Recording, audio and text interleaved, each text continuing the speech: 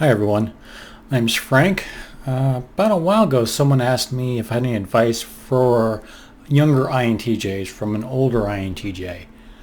And at first my reaction was like, how dare you, I'm not old. But yeah, actually at the time of recording this video I'm 41, and looking back at it, I remember what it was like when I was in my late teens and early 20s. That's a really hard time for a person's life. I mean, for anyone, not just for INTJs, but for everyone. It's really difficult. And I think it's a little harder for INTJs just because of how they go about things is they want to have everything perfectly understood before they proceed and go forward. And there's so much stuff to learn when you're that young, that you get intimidated and you slow down. That's why a lot of times we tend to be late bloomers. And on top of that, I mean, INTJs are really big about self-growth, personal development, and improving ourselves. However, most of the advice and self-help books out there are made for everyday people, not for people like us. So there is some good advice in there, but it's not phrased in a way that we can digest it or really like, or it just plain isn't made for us.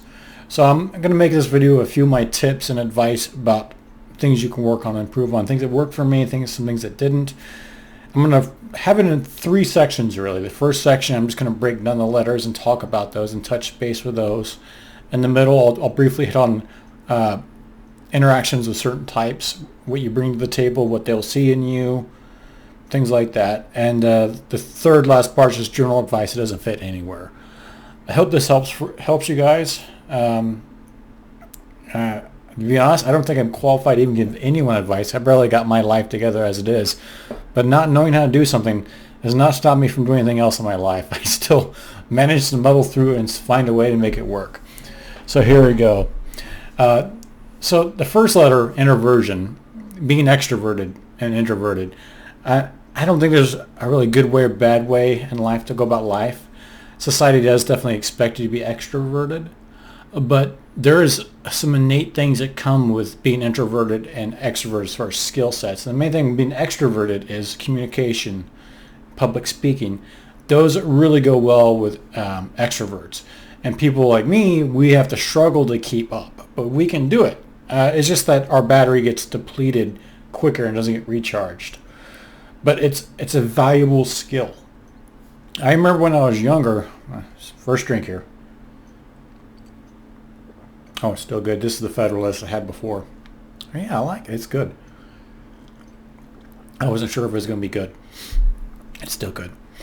Okay. Yeah, I remember when I was younger, I'd be in a group either at work or with friends in a classroom setting, and something would come up and some loud idiot person would say, we should do things like this. And I'd say, no, that's wrong. We should do it like this. And I would be logical and make sense, but everybody would listen to the loud idiot. I never really understood that, so that's what got me really thinking about leadership and persuasion and public speaking, because what is it there that that person has that I don't? And I slowly kind of put it together as I've kind of developed, and it was kind of, it's interesting because people lean on their strengths and they don't lean on their weaknesses, and a lot of INTJs are afraid to develop their personal communications. And there's lots of ways you can do it. I think the most common way is just a public communication class or a public speaking class. That's why when you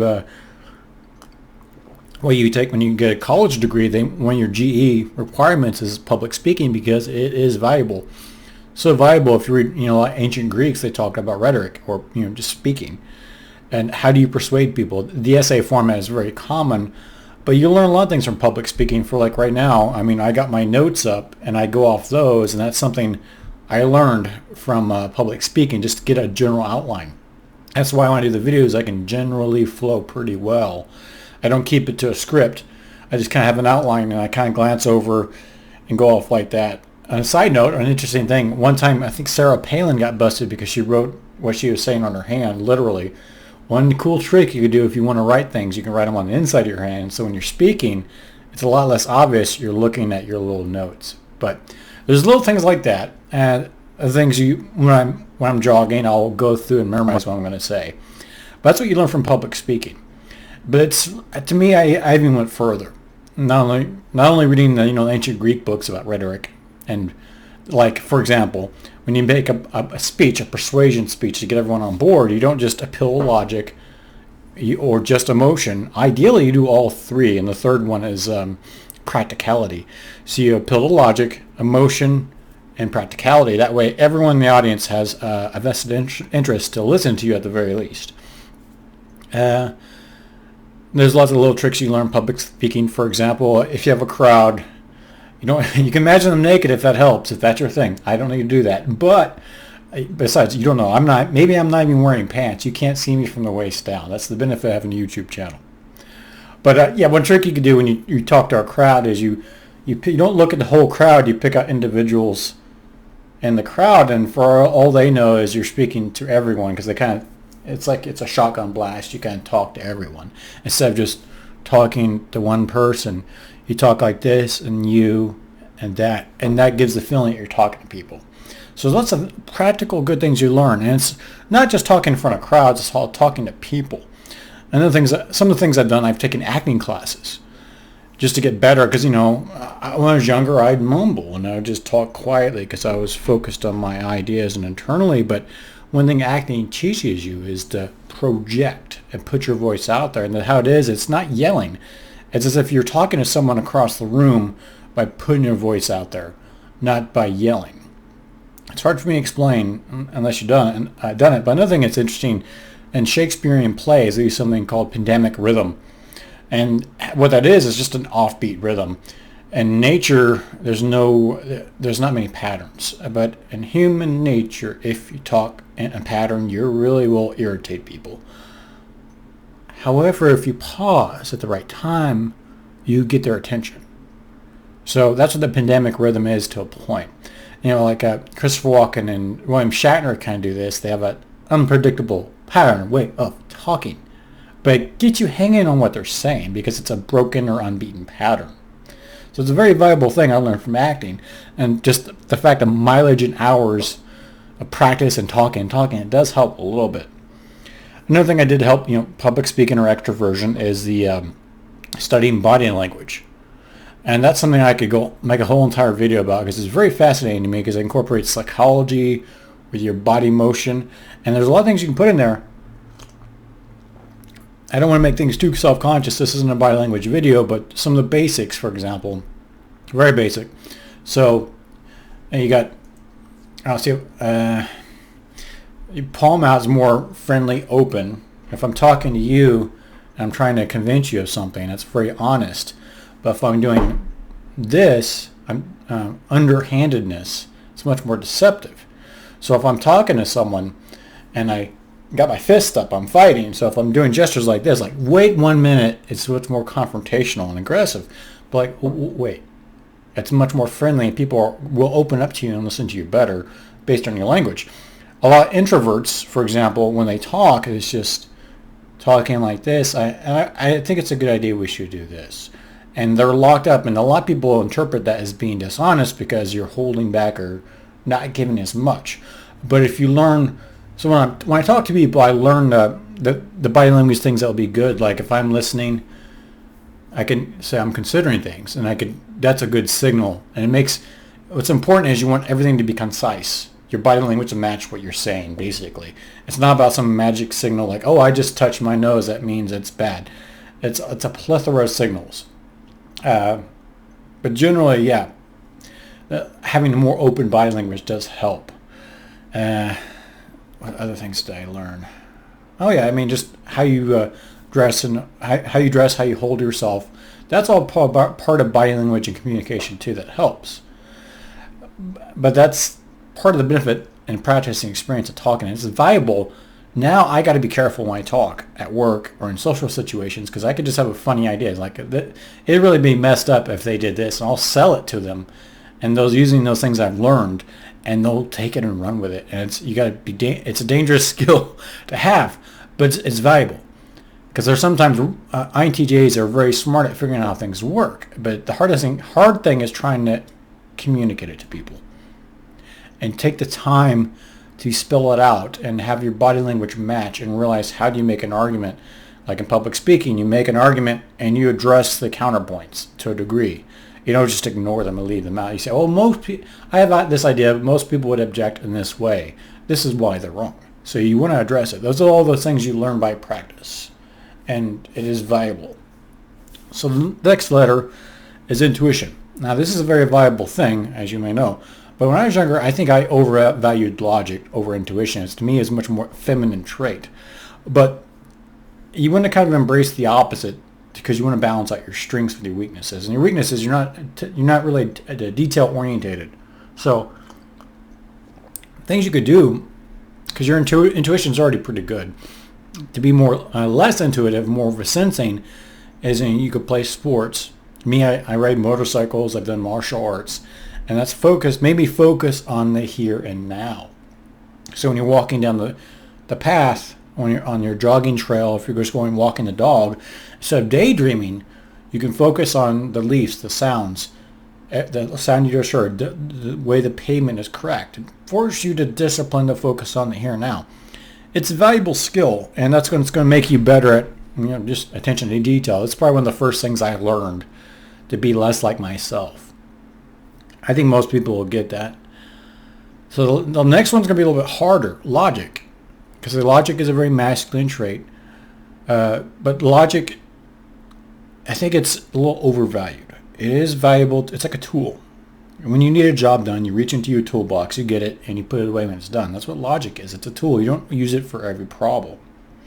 And that's where I see a lot of INTJs go wrong, is they use logic where it has no place of being. A keen example, like if you have a girlfriend, she comes home from work and she's had a terrible day and she wants to just vent. And I had this friend at work and she said this, well, in order to fix this, I'm going to use logic and you should do things differently. And they don't want that. They just want to vent. But that's the logical thing. But you don't want to do that. You want to turn more into emotion. And you can say it's not about fixing this problem. You should be able to turn that on and off as a switch and at least learn and embrace emotion a little bit.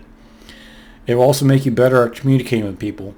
But even if you're the most cold-hearted, logical personality, you're still going to have emotions. Except it's going to hit you in bizarre ways you're not going to see coming. And you're not going to have any emotional maturity to know what to do with it. Turning off emotion is not emotional maturity. Emotional maturity is learning how to experience it. And the first thing you can do is not turn emotions off. Let them exist in you. I think as guys, I say not all INTJs are guys, I recognize that, but as a guy myself, the only few emotions that are masculine are anger and rage and those things. But there's a lot of emotions out there. So if you're feeling an emotion, don't chase it off, don't shut it off. Just let it linger inside you a little bit. Just let it live there for a little bit, just so you know what it is, to understand it.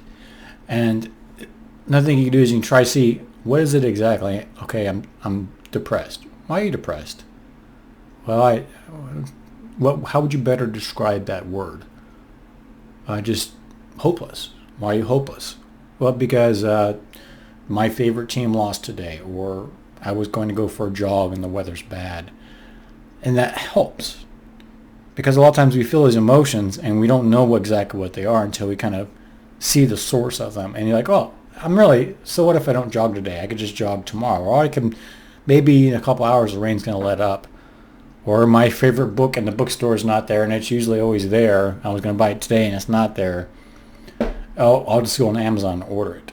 But if you don't do that, if you don't first let the emotion exist in you, then you're kind of hopeless. And you try to better phrase it what the emotion is. And these are just easy ones. We talk about romance and dating. That goes without saying. And I don't care how logical you are, you're going to fall in love with someone at some point. And it helps to kind of explore those feelings instead of just shutting them off. Because it's maturity. Logic is good, but it has its shortcomings. And it's not just because if you had enough logical data. It's not because it's only just because you put logic where it doesn't belong. But sometimes it's not possible to have all the information. Or you think you have all the information and you go down a road, it's a confirmation bias. You have your first information says it's choice A, and you start investigating more towards choice A, ignoring all this data. So you have to have You can't rely on purely on logic. It's not enough. And the last one, the letter alphabet J. That one, it's probably one of my favorite ones. Oh, before we go on, emotion is still one of those things I'm struggling with. I haven't mastered with it. Don't think I've mastered emotion, although I'm moving on. But I'm trying. It's more of a sales pitch. I'm trying to convince you that it's worthwhile. But going to J. The J one is one of the things I think a lot of INTJs learn to turn on and off with the pragmatism. Yes. Can't make up words. This isn't that kind of video. But with a bit of pragmatism. But it's valuable. And I think I learned it when I was playing chess, is that when you play chess, a good chess player will see a good move and make it. An excellent chess player will see a good move and look for another and another. So that's how you want to look at things. That's why you don't be too critical, too judgmental, because a lot of times they'll take it, just like the previous example, you go down the wrong road too early. And you keep an open mind. That's be like more like an INTP. Sure, there's times where you only have 10 minutes to make a decision, you only have a year to make a decision on what car you're going to buy, and you have to eventually decide. But you don't have to rush to make a conclusion very quickly. Be more open-minded. Also, I found that INTJs, especially when I was younger, I was real easy to be critical of other people. I had to slowly learn to turn that off because it's really negative. A lot of people don't want that unless they ask for it. And even then, they may ask for it, but they may not really want it. So I think most INTJs, when they learn eventually that they reserve that criticism for themselves, and even that's not very healthy. You want to be able to turn that off for yourself. So if you're not good enough to your own standards, you gotta realize it's a switch. You could turn it on and off. I mean, it's one thing if you have a task or you want to learn something on the subject, you can go pure critical and put it like a machine, put it to work for you. But you shouldn't be at the mercy of that machine. You should have it work for you. Same thing of being very critical. You gotta make it work for you, and basically just being open-minded, especially about yourself. Give yourself some leeway.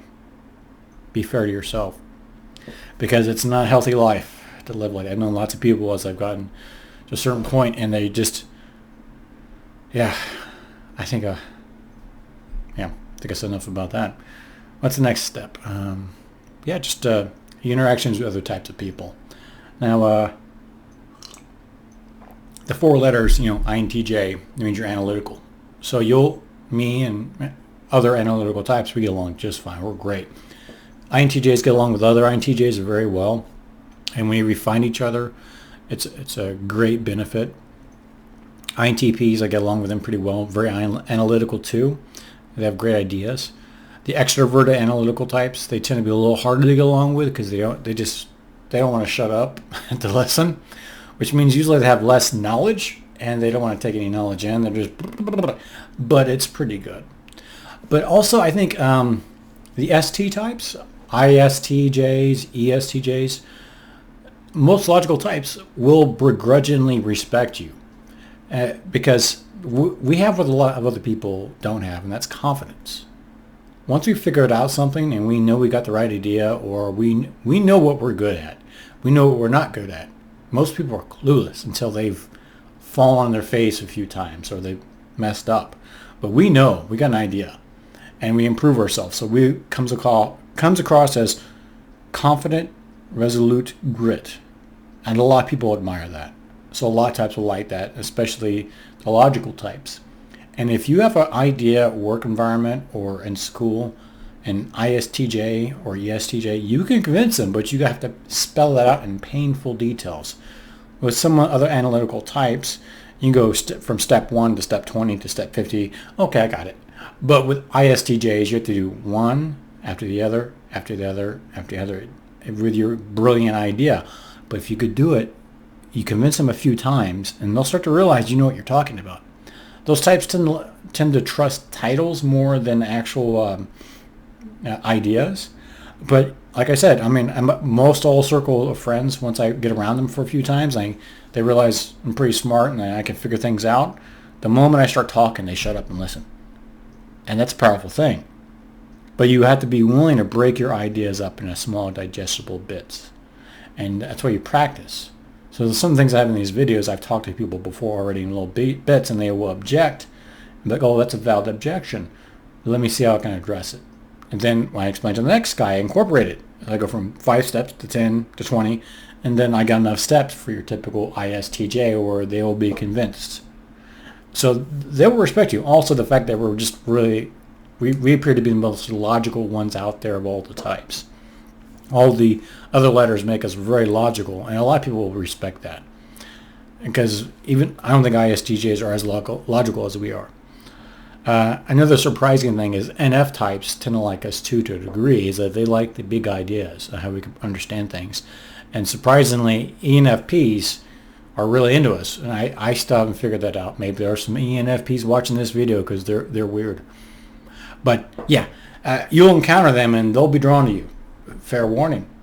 I'm still trying to figure it out myself, but it's almost as if they like the big ideas that we have, but they just can't, they don't understand it, but they like to see it explained.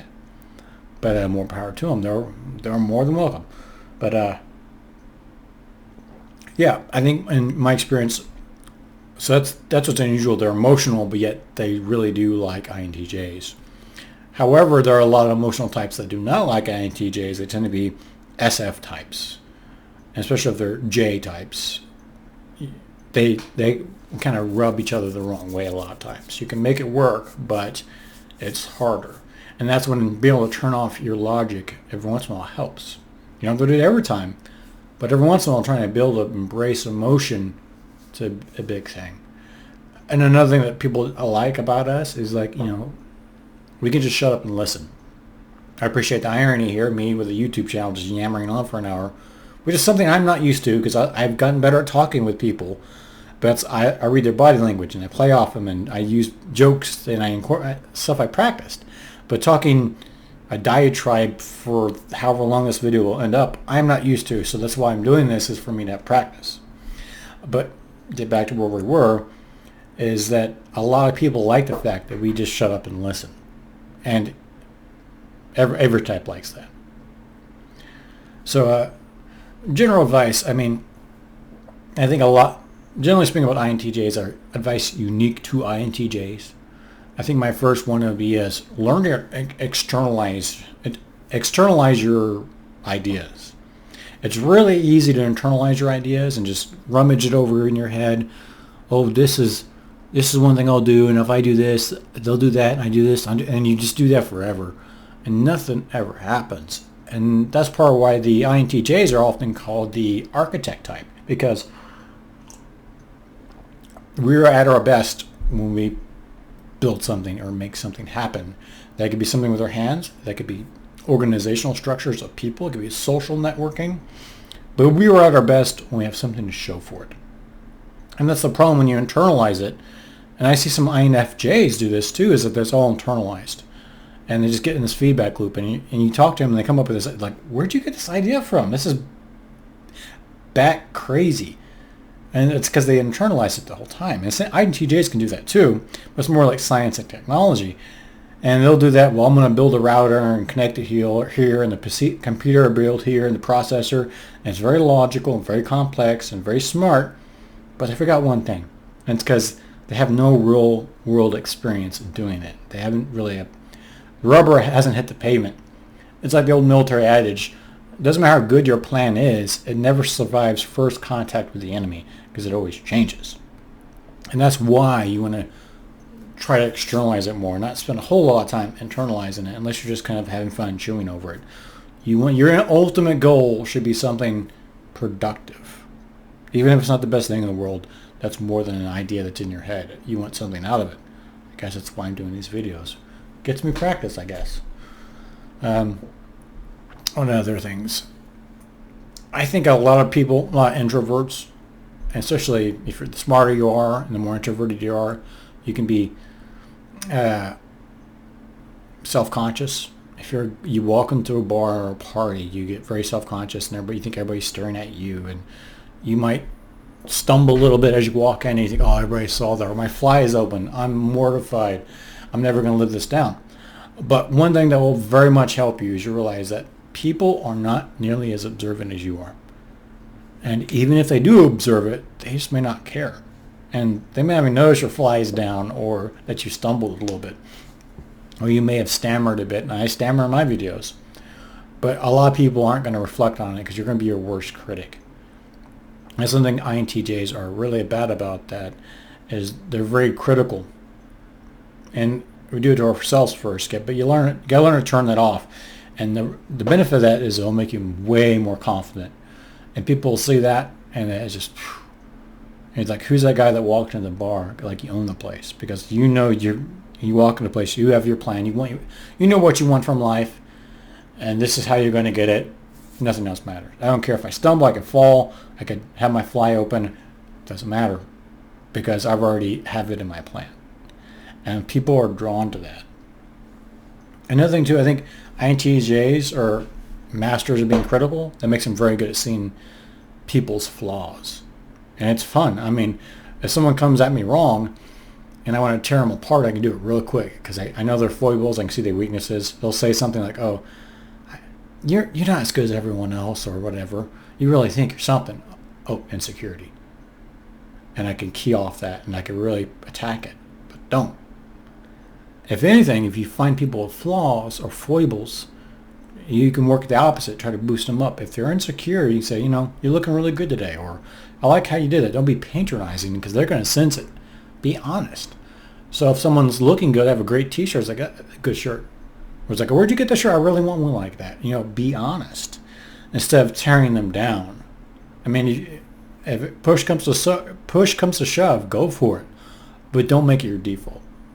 And a lot of times, if you say something negative, people associate the negative thing with you. So that's why you always try to be positive, and they'll associate the positive thing with you, and they always think good things about you. And it makes your life a lot easier.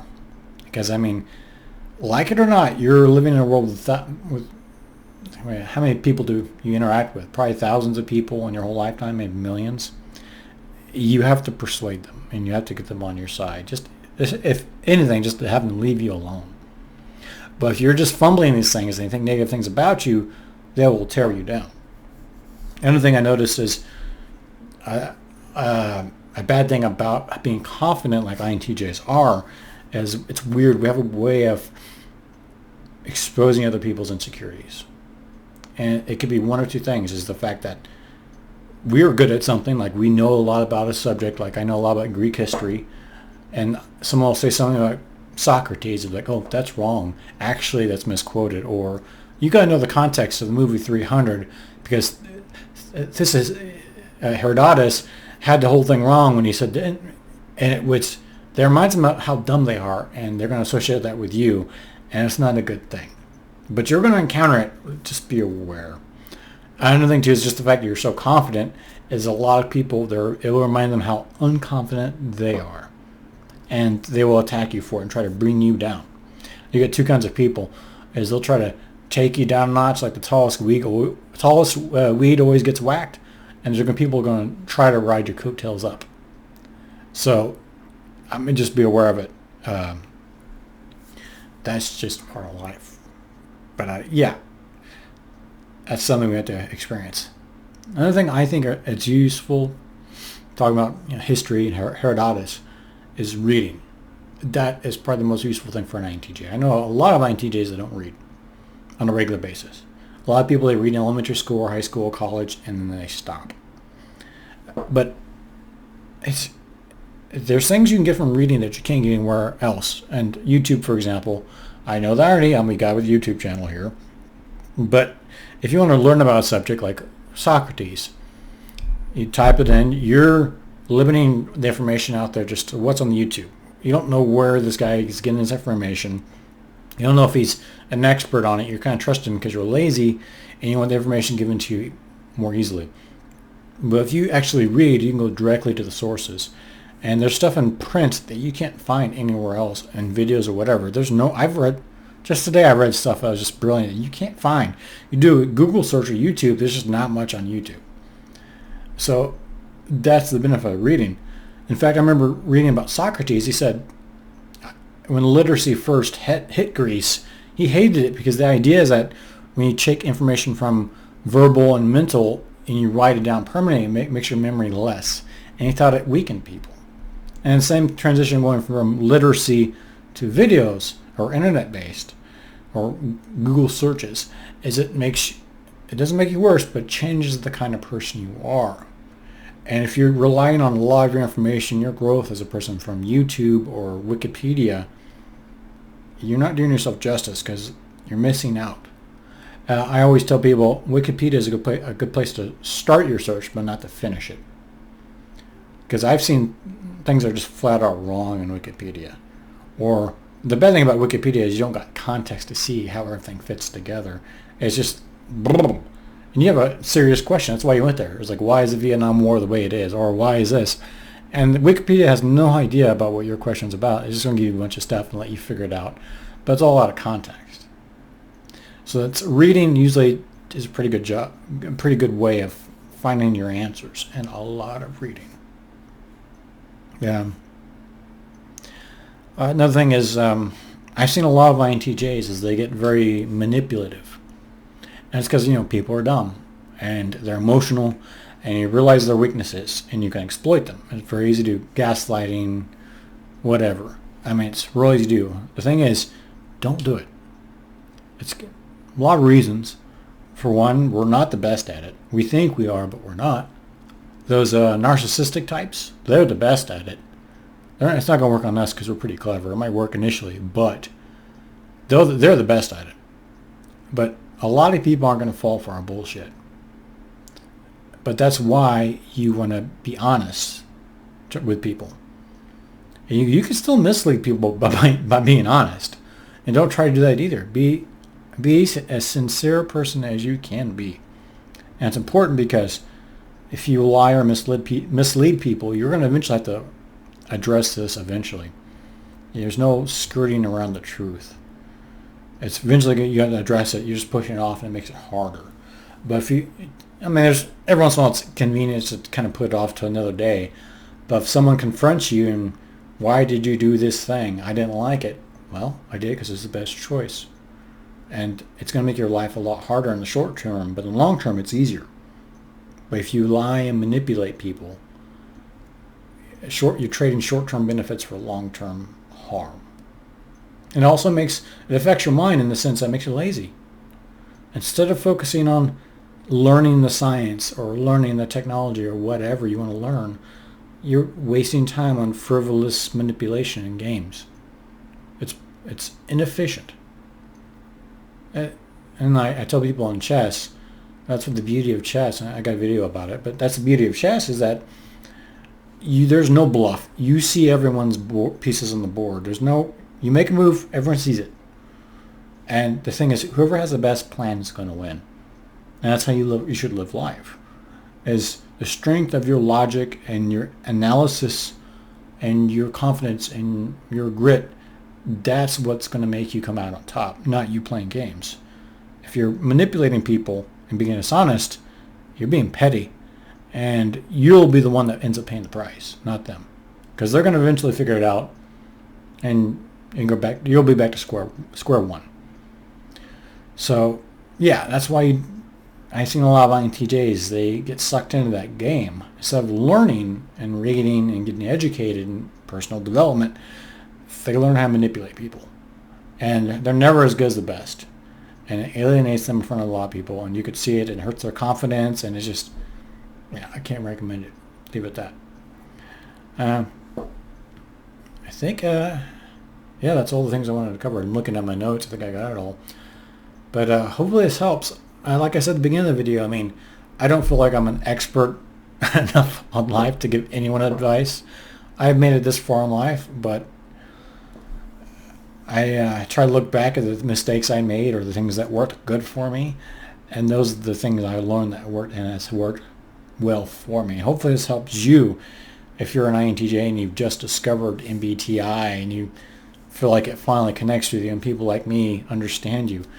There's a lot of people out there that are like us and they'll understand you. You don't have to be alone. So I'll sign off with that. I hope you guys take care of yourself. Until next time.